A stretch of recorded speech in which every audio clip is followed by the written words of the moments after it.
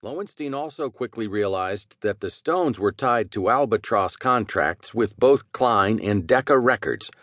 Jagger, the rare British rocker who had grown up in a middle-class home and even attended the London School of Economics before dropping out to play music, was quite taken with the aristocracy. They, in turn, treated him as a social novelty, an exotic beast tame enough to pet.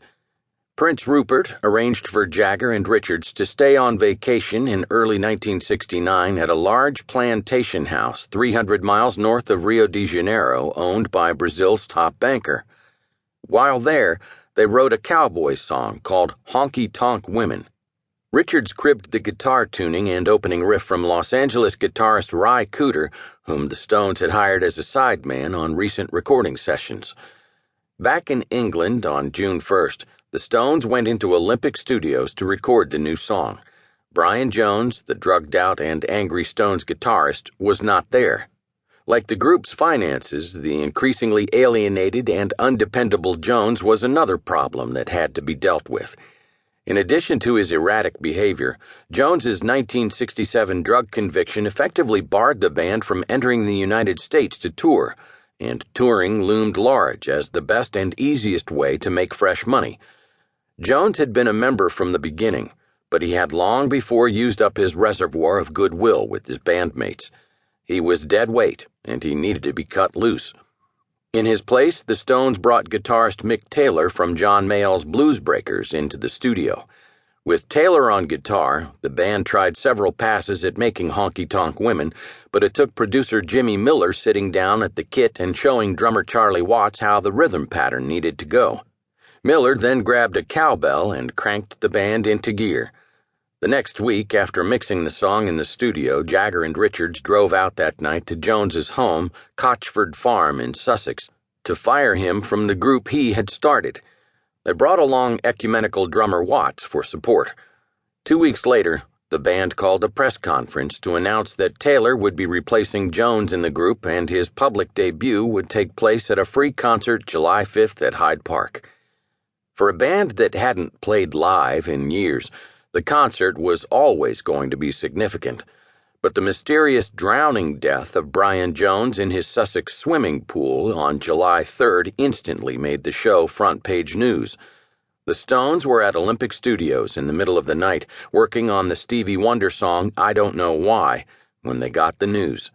Still, the band turned up as scheduled at 10 o'clock the next morning to tape Honky Tonk Women for the BBC, and only then repaired to their Maddox Street office to decide the fate of the concert, which they determined would go on as scheduled.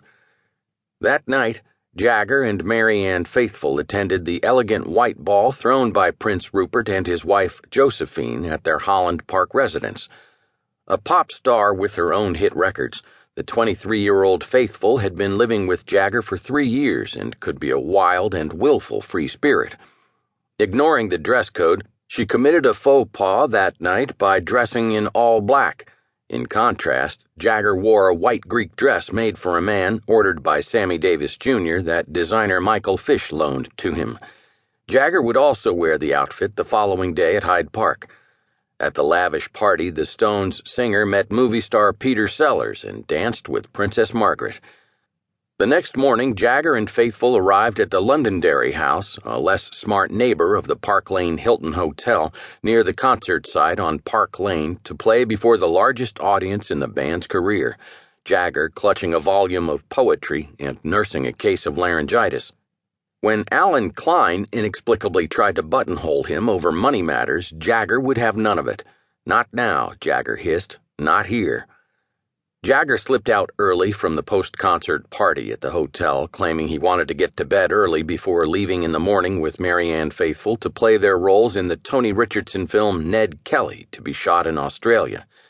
Instead, he went to the apartment of his other girlfriend, actress Marcia Hunt, and spent the night there before joining Faithfull for the plane down under. In the hotel suite in Sydney, as Jagger slept off his jet lag, still wearing his boots, Faithfull ordered hot chocolate from room service. She had been playing Ophelia in a West End production of Hamlet for 6 weeks up until Hyde Park and dying on stage every night. As she clasped a bottle of 150 sleeping pills, she looked in the mirror.